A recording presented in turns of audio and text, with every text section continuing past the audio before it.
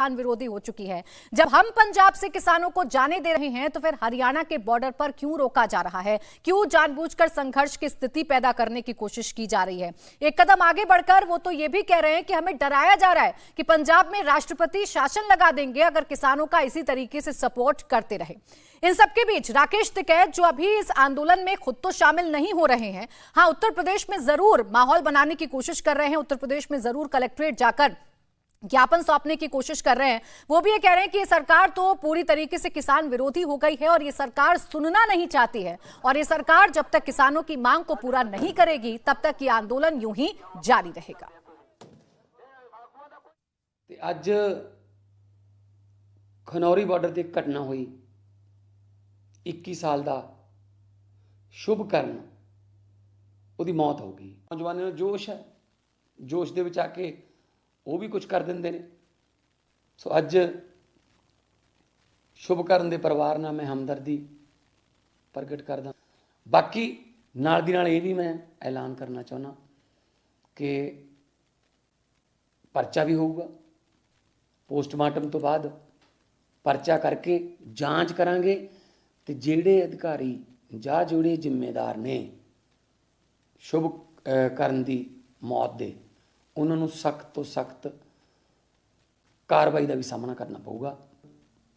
मैं फिर कहना सेंटर सरकार नूं कि गल्लां करके जिहड़ियां मंगां ने सारियां यूनियनां नूं बुला के आर्थिक अपने माहर बुला के खेती दे मंगां ते गौर करो, ना कि अपनी ही जिहड़ी चौधर च जा अपनी आकड़ च रहो कि सानू की फर्क, कोई फर्क नहीं पैंदा, इनका क्या है, ये तो गोलियां खा के चले जाएंगे, जख्म जिहड़े ने वो छेती भर दे। ये मंगां इन्हां दियां जायज़ ने, तुसीं इन्हां नाल गल करो। 3 साल पहलां तुसीं इन्हां नाल गल करदे सी, उस वेले तां टीवी ते आके प्रधानमंत्री साहब ने कहता सी कि मेरी तपस्या च कोई कमी रह गई तो मैं ये कानून पास नहीं करवा सकिया जां लोकां दे दिलों चों पास नहीं हो सके। प्रधानमंत्री जी शायद हुण 3 सालां च तुहाडी तपस्या पूरी हो गई होनी, कृपा करके अपनी तपस्या पूरी होने ते कोई खुशखबरी किसानों को दी। एक किसान के भी को लेकर दुखद घटना है और आंदोलन में इस तरह का नहीं होना चाहिए कि जिस तरह से हरियाणा सरकार जिस तरह से अत्याचार कर रही है वो गलत है। ये लड़ाइयां लंबी हैं, एक मोर्चे से नहीं। दिल्ली को जैसे चारों तरफ से पहले घेरा था उसी तरह से दिल्ली घिरेगी और वो कितने दिन बाद में मान लेगी वो सबका है। सब किसानों को इकट्ठा रहना चाहिए, अकेले नहीं लड़ना चाहिए। अकेला लाभ और हानि हो तो सबको। व्यापारी आधे में फसल लूटता है और बना रहे ऊर्जादाता।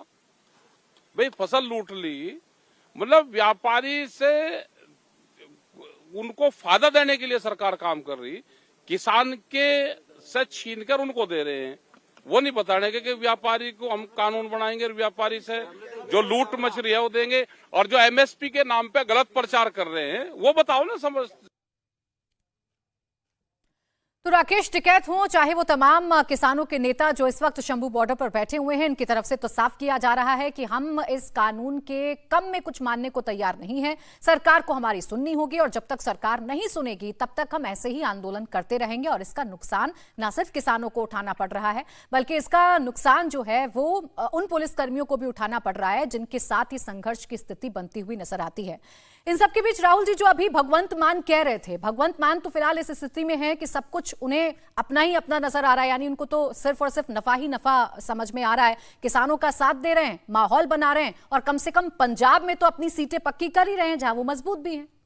भगवंत मान ने ये तो ये वादा किया था कि वो सारी फसलें जो है वो पंजाब के किसानों की खरीद लेंगे, तो मेरे ख्याल से उन्हें खरीद लेनी चाहिए।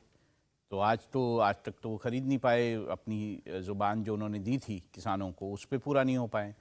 अब केंद्र की जहाँ तक बात आती है, ये बड़ी दुखद घटना है कि एक जो युवा किसान है उसकी मौत हुई है। लेकिन मेरा ये कहना है कि देखिए, जब आप बात करते हैं कि हम दिल्ली क्यों नहीं जाने दिया जा रहा, जब आप बात करते हैं कि पंजाब ने छोड़ दिया, हरियाणा क्यों रोके खड़ा हुआ है, तो पहले तो आप ये मानते हैं कि पंजाब जो है वो फैसिलिटेट कर रहा है कि आप जाइए दिल्ली तक पहुंच जाइए। और दिल्ली की मुश्किल ये है कि पिछली बार जो हंगामा जो हुड़दंग दिल्ली में किया था किसानों ने, क्या वो हम दोबारा से देखना चाहते हैं? और दिल्ली की अर्थव्यवस्था जो व्यवस्था है वो पूरी तरह चरमरा देना चाहते हैं? तो ये सारे जो सवाल हैं वो लोगों के सामने हैं और सरकार के सामने भी। अब सरकार की मंशा क्या है, हमने देखा कि किस तरह से सरकार ने जो गन्ना किसान हैं उनकी जो प्रोडक्ट की कीमतें हैं, जो वो बेचते हैं मिलों को, शुगर मिल्स को गन्ना बेचते हैं, उसकी कीमतें कल बढ़ा दी। तो ऐसा सरकार की मंशा जो है वो किसानों के फेवर में है। लेकिन किसान जो कुछ, मैं सारे भी नहीं बोलूँगा, लेकिन कुछ जो किसान नेता हैं शायद उनकी मंशा कुछ और है, और शायद उसी लिए ये जो हंगामा और ये जो कोशिश की जा रही है कि दिल्ली वो आके हंगामा करें, ये शायद कोशिश इसीलिए की जा रही है। अगर इन्होंने इस तरह से पहले नहीं किया होता पिछली बार, तो शायद सरकार को भी लगता कि नहीं, अगर दिल्ली आ रहे हैं तो ठीक है। लेकिन जिस तरह का आपने प्रदर्शन पिछली बार किया था दिल्ली में, तो सरकार के लिए भी मुश्किल है कि आपको दिल्ली आने दिया जाए। दूसरा, सरकार से आप बातचीत करके इसको रिजॉल्व कर सकते हैं, सरकार बातचीत के लिए तैयार है, और ये भी कहना कि सरकार बातचीत नहीं कर रही है, मांगों पे गौर नहीं कर रही है, ये भी गलत है। जब ये बातचीत की बात करते हैं भगवंत मान हर्षवर्धन जी, तो शायद ये बताना भूल जाते हैं कि 4 दौर की बातचीत हो चुकी है और 5वें दौर के लिए कल ही केंद्रीय मंत्री ने, कृषि मंत्री अर्जुन मुंडा ने न्योता दिया है, और वो चाहते हैं कि बातचीत हो, किसान जो कर रहे हैं वो खत्म हो जाए और बातचीत के जरिए समाधान निकल जाए।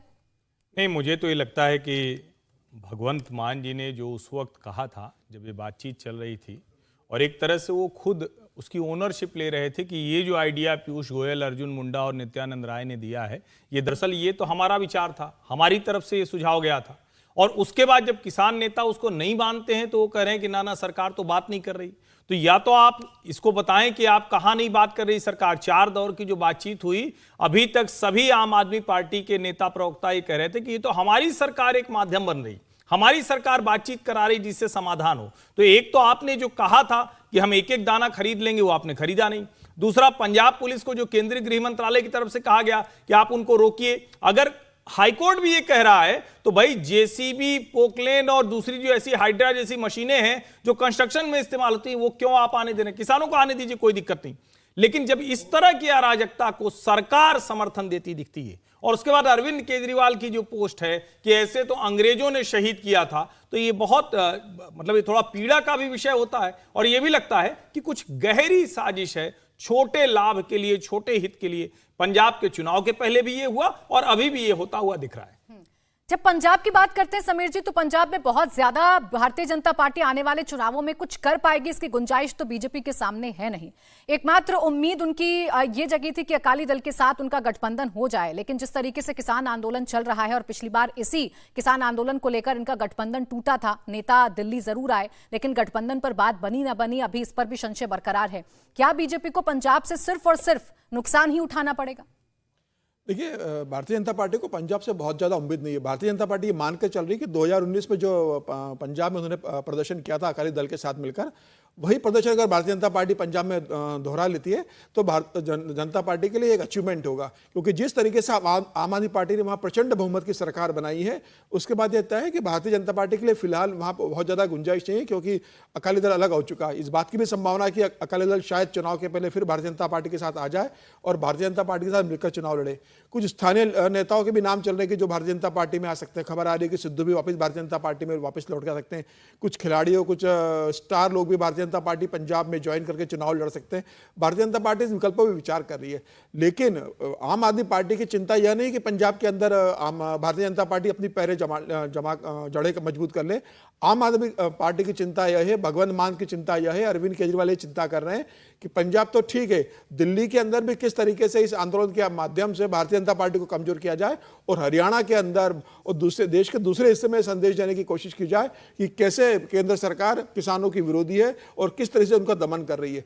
जिस दिन ये आंदोलन शुरू हुआ था उसी दिन ये तय हो गया था कि इस आंदोलन के पीछे कोई ना कोई शक्ति है जो इस आंदोलन को आर्थिक रूप से मदद कर रही है, जो इस आंदोलन को प्रशासनिक तौर पर मदद कर रही है, जो इस आंदोलन को लोगों का समूह देकर मदद कर रही है। और अब ये बात साफ हुई है कि इसके पीछे ये जो पंजाब के लोगों का आंदोलन है, किसानों का, इसके अंदर आम आदमी पार्टी का इन्वॉल्वमेंट है।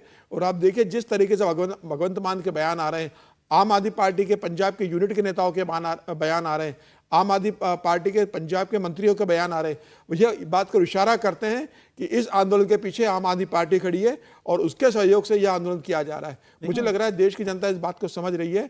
भारतीय जनता पार्टी को बहुत ज़्यादा भले ही पंजाब में इसका फायदा न मिले, लेकिन पूरी देश की जनता के सामने आम आदमी पार्टी एक्सपोज हो रही है। देखिए, इसमें एक चीज़ मैं और जोड़ दूंगा कि देखिए, भगवंत मान कई सारी चीज़ें साध रहे हैं इससे, अगर राजनीतिक तौर पर देखें।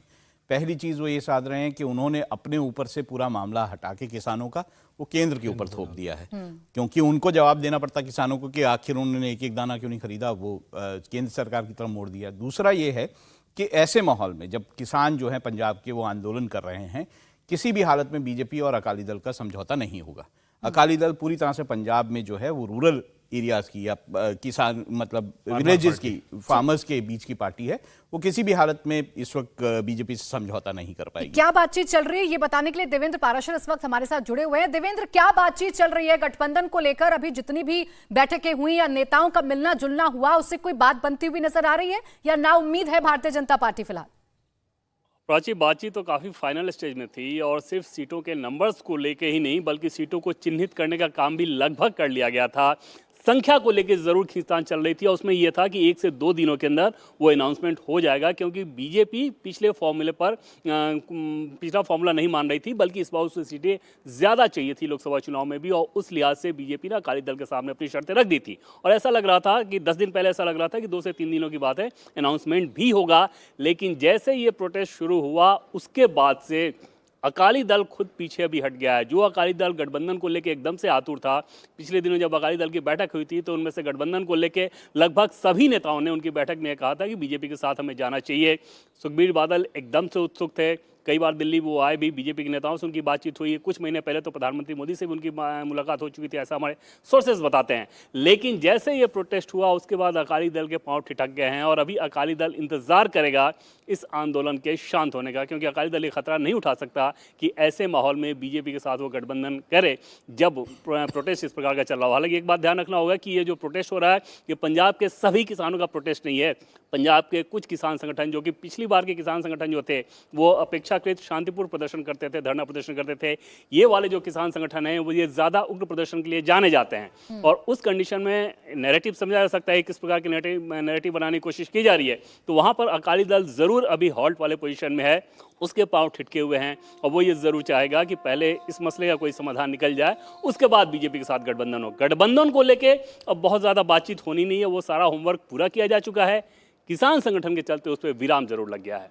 प्राची, बिल्कुल, देखिए एक तरफ पंजाब की पॉलिटिक्स है, एक तरफ भगवंत मान अपना इसमें फायदा सोचते हुए नजर आ रहे हैं, तो दूसरी तरफ खट्टर भी हैं जो पूरी कोशिश कर रहे हैं कि किसानों को रोका जाए, इसी बॉर्डर पर किसानों को आगे ना बढ़ने दिया जाए। और उनकी तरफ से जो बयान आ रहे हैं, उनकी तरफ के सरकार की तरफ के से जो बयान आ रहे हैं, उससे तो ये साफ है कि इस किसान आंदोलन को वो पूरी तरीके से पॉलिटिकल मोटिवेटेड मान रहे हैं। और वहां पर भी किसान है हरियाणा में, तो क्या काउंटर पोलराइजेशन होगा और उसका फायदा भारतीय जनता पार्टी को पहुंचेगा, ये भी एक बड़ा सवाल बना हुआ है। लेकिन कैसे, अब देखिए सियासत हर बात में फिट करने की कोशिश की जा रही है, वो हम आगे आपको बताएंगे। 3 स्टेट्स में कैसे फाइनल हुआ, राहुल और केजरीवाल के बीच सीट शेयरिंग का फॉर्मूला सामने आया है, ये फाइनल है या कोई पेच अभी बाकी है, इस खबर पर डिटेल